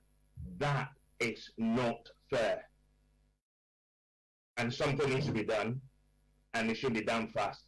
But very least, we're there back to where we were, and then have a permanent solution way forward, would be my view. Then you are not changing anything, then you are not making anything worse, then you are not displacing people or placing them in an area where they do not want to be. It is the status quo, and then we'll get the best way forward for the people of Ghana. That's my take on this. Thank you. I think I have Alifo back now. Can you hear me?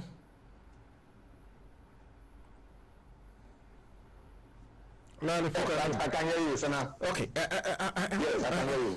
First thing, Professor Koko Asare, who is a law lecturer in the US, calls the situation of Kofi Akpafo the cardinal sin of the current parliament. Do you agree? Yes, I do, seriously. And Professor Koko Asare is my friend too. Yes, you know, I didn't hear most of the discussion on this by the other panelists, and I didn't hear the question you put originally. But for me, this is an exceptional matter. This has never happened before. This is a big problem, and that is why Koko Asare is describing it as a cardinal sin of the 8th Parliament. And so I think that it's not an ordinary issue. So I don't think that we should even look at it by which law, which constitution, and you know, I think that the court, the Supreme Court should also do something extraordinary, because we cannot leave a group of people unrepresented in our parliament. It is just not right. It is a cardinal sin, and so we have to go outside of the box, outside of the laws. What can we do to give them immediate representation? That is what we'll be doing. You see, let me tell you something. I believe strongly that if the people in government now, if they believe that they would create a Guam constituency and contest election there, within this period, this parliament, within the lifetime of this parliament, and win the seat, and then beat up their number in parliament, they will do anything. They can throw out something very special, and they will have the backing, and they will go and do election there tomorrow. But they can't do it. They can't do it because if they dare go and do elections there, then opposition this is going to win the seat, and they are not going to like that. So you see the reason why they will not even do that. Otherwise, this is something that has to be treated in a very special way. The court has to sit on it within 1 week. This matter is resolved. And then Attorney General is already talking about if anybody. He's not even saying that is what they have to do. He's only saying that if anybody wants them to be represented, then there has to be re-election in Bowen constituency. Why not Hokwe? Because the people were part of Hokwe. It was the boundary of Hokwe constituency that was altered. So why not Hokwe constituency? But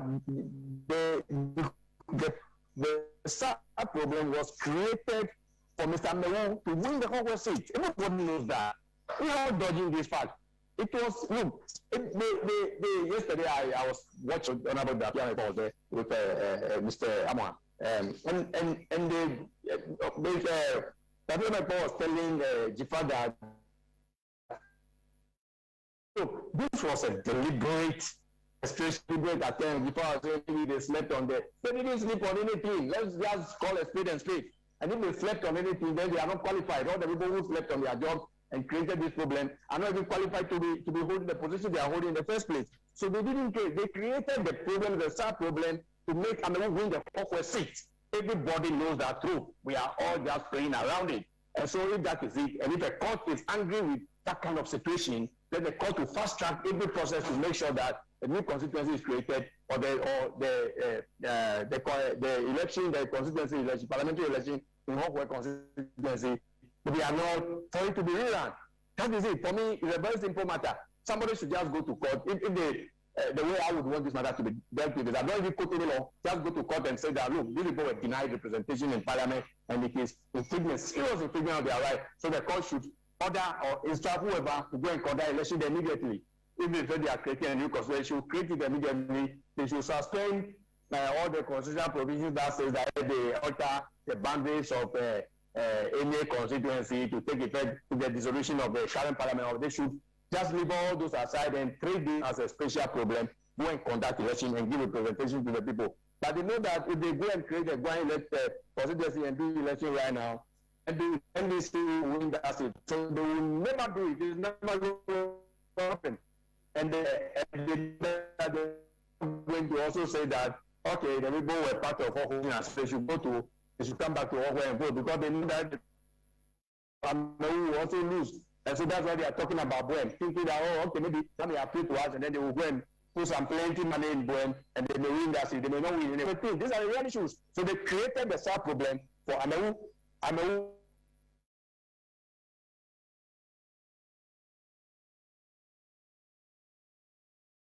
Hello. Well, still issues with his network anyway. But his main point has been that the SAL problem was intentionally created. And Dzimega, let me bring you back into this issue again. Because if you listen to your senior, he's of the opinion that, to be very frank, this matter should be treated with some sense of urgency, because a matter that does not speak well for democracy. But we're not seeing that urgency being deployed. The Electoral Commission, even Parliament that is currently composed, the courts, the leadership of the country led by the President. You don't see that urgency, knowing that this is a matter that goes straight to our democracy. Does it surprise you, or you think that's the way things were intended to be? No, I agree with my senior. And as I said, I come from Ghana. So I am, sometimes I find it difficult to comment on this, not because I am timid, but because I contested in the primaries and I came second and we lost the seat. So if I'm going around, somebody will think like, oh, if it were you, would you have talked this way? But the truth of the matter is that this gerrymandering was done to favor America. And that is where I had problem with NDC at the stage. That we were seeing the signs on the wall that the people were doing something that was not going to be normal. And Sena, the statements about the South people not being able to vote in Hawaii was issued on the eve of the election. On the eve of the election, when nobody can go to court, when nobody can do anything, because it was too late. But then, if you look at the case I cited earlier, there was a time an NDC member went to the High Court. The case was referred to the Supreme Court. He talks about the fact that the South people cannot vote in Hawaii. Now, has NDC as a party dissected that? Have we dissected the ruling and found out which is favorable to our cause and which is not favorable to our cause? I am particular about the fact that I went to the Electoral Commission to amend the CI. If they had amended the CI, the South people would have voted in Hawaii. But they have not done that. Then the question I want to ask again is that, can't we go to court now to enforce that part of the ruling? If it's not enforceable, to tell the Supreme Court that the Electoral Commission have been contemptuous or have held the ruling in contempt, and as such, they should be cited for contempt until they pledge themselves. And for them to pledge themselves, South must vote. And if South is going to vote and they vote in Hawaii, then they will lose. So that is another area which NDC as a party we need to take up and do and work on. But if we allow it to be business as usual, nothing will happen. Well, until then, do you see any way in which they would have representation till 2024? No, I don't see it happening because I made a statement earlier that look at the swift nature or the speed with which this the speaker's ruling was resolved, and look at how long the cycling had been in the Supreme Court or whichever court it has been. So that should tell you something that it won't be resolved until, except as I read on another platform, can NDC occupy Flagstaff House or 5 people can they occupy Flagstaff House if they are able to do something like that? Then perhaps somebody will listen to them. Then perhaps our champion human rights advocate, who is our president, maybe we will now realize that there is a human rights issue somewhere. But beyond that, if we allow business as usual, I beg to say we will have the same thing until 2025. And this is a question I'll just throw to Mr. Dogah, just to end the show. This thing did not happen in a vacuum. Of course, somebody caused it. And somebody should be answering for what we see currently. If we all agree it's a problem that we shouldn't have had in the first place, and it doesn't speak well for our democracy, who should we be holding to account, and what do you think should be happening to those people? Yeah, and exactly the way you summed it up is what I was stating today. Someone has created this chaos, someone has created this problem, but it looks to me is that nobody is being held accountable here. Ultimately, we have a president, we have a leadership. And when people are not performing to the expectation of their duties or as required by Constitution, the president has got the mandate to give people direction. This cannot continue for that long. It cannot continue any longer. A solution needs to be found. And importantly, a leadership needs to be shown. And it's important as a country, if we ignore some of these things, it has a wider implication in the whole order and duties and delivery of our whole leadership and the leadership below. Sometimes we see things going wrong and we cannot pinpoint exactly what is causing it. It's some of these little indecisions from leadership that causes the biggest chaos that we can never get to the bottom of in our development. You cannot ignore fundamentals of our democracy and expect that the democracy will continue to grow. You are tiptoeing into chaos as a leader. And I believe that our leadership should really rise up to this occasion. If they think some citizens in some constituency are important and deserve to have representation, and even an MP deserve to have a representation, then the ordinary citizens do deserve to have representation. And for me, going forward, a solution needs to be found. And it's so saddening to hear Dr. Dzimega saying that this problem will not be solved. And that is purely for political reasons, and that is a big shame to us in our democracy and also as a country moving forward.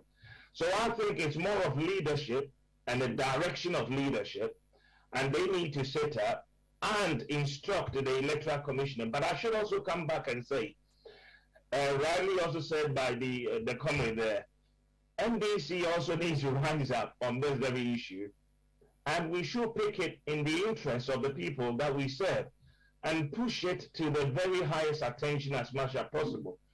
Digging into this thing, we're all tiptoeing into about 3 years of all these going on, and some of the legal challenges are still in court for up to about 3 years from these traditional areas. How is that possible? But look at the speed where this very one has been resolved, and the comment and the jubilation of 7-0. They do not have an answer, and the NDC should be able to formulate an answer and push the answer for the attention of the executive or to the parliament for a decision and a way forward. We must rise up and do what we need to do to make sure that these people have got a representation. For me, to say that they will not have a representation in this parliament is a shame. And more so, what it does is set the bad precedents for the future, because people will come back and refer to it in making similar wrong choices, saying that it has happened before. That is not what we want, and we shouldn't allow that to happen. And the only way to prevent that from happening is to perhaps a deterrent. What should we do? Who should we hold accountable? How do we make sure that this thing never happens again? We should hold the Electoral Commission accountable. That is the first thing. We should hold them accountable. Secondly, we should also hold our parliament accountable.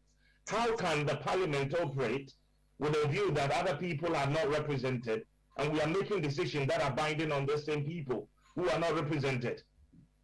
How is that possible? Why should the both sides of parliament even contemplate allowing that to happen? It's a shame on our parliamentary. And the third one is the party, NDC. We should rise up. That is the last point of call for these people. They need leadership. If the state is not showing leadership, if the organs of government is not showing leadership, then the party should show leadership and mobilization there to fight their cause and to lead their cause. That is the only way we will make an impact. We don't need them just in an election to represent them. We need them to be represented. We need them to be heard. We need them to be developed. We need them to be helped. That is what we are there for.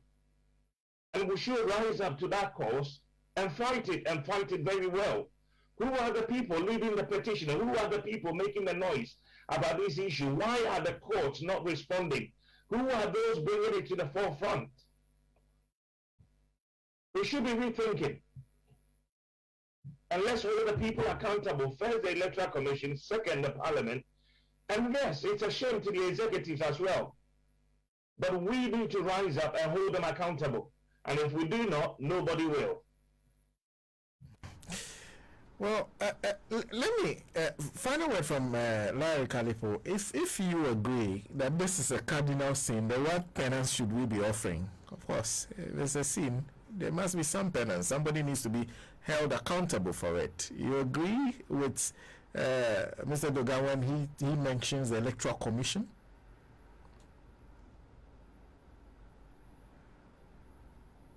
Alifo, can you hear me? Yes, I can hear you. Yes, of course. Yes, the Electoral Commission, yes. And House of Parliament, in fact, Parliament was also part of it. But like I said, you see, if these were going to favor, this thing was orchestrated. This was done for Peter Mehu. It's as simple as that. That is why it is going to be difficult. How are you going to hold anybody accountable? You can't even the chairperson of the Electoral Commission, we can't even touch her.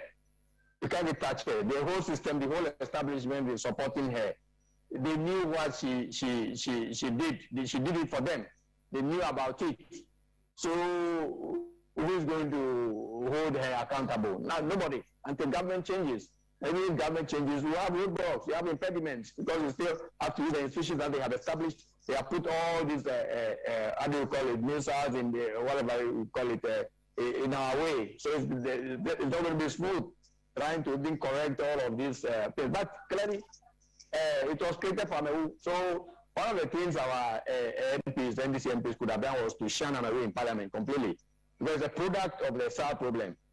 It's a product of it. And since we don't have any other way of fighting this, they shouldn't even address him as honorable MP at all. They shouldn't let him caucus with them, with the voter regional MPs. They shouldn't. That is it. That one, they will feel it, I think, to a little extent, because they don't care, like my friend said earlier about some other group of people who don't care about anything. So they don't really care. Once it served their purpose, they created a problem for MEU, and they succeeded. The Electoral Commission, the Electoral Commission did the work for them, and they went nicely about it. And anybody who is fighting, look, it just aftermath, they have the result already. That is the problem. So if you say you are going to hold anybody, I am saying that if really anybody is worried about this, they would say that they won't call. If government is worried that some people are not represented in our judiciary and our attorney general, they know that some people are not represented, and it's a big issue, it's a cardinal sin, and they want to correct it.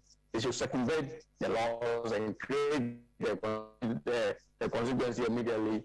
Go and conduct election, but they know if they do that, NDC will have additional seats. So they will never do it. So the only thing that is left for NDC is to make noise and then to maybe demonstrate. And then when you do that, they will even beat us. They will even shoot perhaps us. And so we are there. And so they are doing whatever they like. That is it. And they have the support from the institutions all over. And then when government changes, then the same institutions will not be harassing government now, because now the government is formed by NDC. But when it is the government formed by people they like, party they like, then they support all the wrong things that they are doing. So that is the problem we have on our hands. Otherwise, I don't see how a commission can do this, and the commissioner will still be, nobody is taking the people who will make it happen, are the people who are benefiting from the Electoral Commission's action. As a matter of fact, they did it for them. It was a planned thing, and they did it for them. They executed it nicely, and they have a seat. Peter Meru is an MP from Ohwe, and that's it. So we can dress it anyhow. We can present it anyhow. Everybody knows the truth. It is as simple as that. I'm done. Right, thank you. And the last word from that, Dzimega, before I come to you, let me read Alexander Pierce's message. Who says, Sena, do you want me to say more? Oh, no. I think that's enough. That's good enough, because of my time is already 8 minutes past 6. Alexander Pierce says, Sena, the sole problem at the initial was to help Ameru to win. But now the agenda has changed. They are planning to use the South situation to create more districts and constituency from now to 2024, of which majority will go where they win. Dzimega, can somebody be held accountable for what has happened? As I said on my senior complaint, in terms of the Electoral Commission, the ruling says that they should take steps to amend the CR. And they did that. So let's do senior with the speaker is giving us feedback. Oh, sorry. Yes. Let's go to court and get the Electoral Commission to pledge themselves. And they should be in prison. The commissioner should be in prison until she pledges herself. If we are able to do that, I tell you, we'll be gone. But if we leave it that situations should solve themselves, it will never happen till the end of this parliament. So I think the Electoral Commission, particularly the commissioner, should be held in contempt of court for not obeying the orders of the Supreme Court. If the Supreme Court will say, even our order that we are giving, we can forgive you for her not obeying our orders, then so be it. We allow you to stay. if anybody will then be respect the orders of the Supreme Court. So I also believe that the Electoral Commission, that somebody needs to go to court and cite for contempt. If that is done, the right will come to play. Thank you very much, and I'd like to say a big thank you to my panel for today that helped me discuss these issues. Big thank you to those of you who joined us. Let me first acknowledge my panel for today. A big thank you to them. To private legal practitioner, lawyer Eric Delano Alifo is a private legal practitioner and executive director of Help Law Ghana. There's also lawyer Theophilus Dzimega, who we just listened to, private legal practitioner also, and then Godson, Kofi, Dogah, who joined us for the first time, chartered portfolio consultant. We hope to hear a lot more from him. But thank you, gentlemen, for making time to join us and to share perspectives with us on the issues we've discussed today on the professionals hour. Thank you very much for making time. Next week, Sunday, hopefully, we'll be here with you live. And I believe if we are still here with you next week Sunday, we'll still be live from the studios of Munti FM. My name is Sena Nombo. In-house production is by Richard Kwanzaa, and external production is by a big team led by Richard Ahninja Comrade. And also a big thank you to Emmanuel Owusu, a big thank you to all the other comrades that work on the topics that we see. A big thank you to all of you, and a big thank you to Michael Ahninja. This show was proudly brought to you by NDC Pro from North America and the UK. We are back same time next week with another edition of the show. Have a lovely evening, have a fruitful week, and let's make time to meet next week.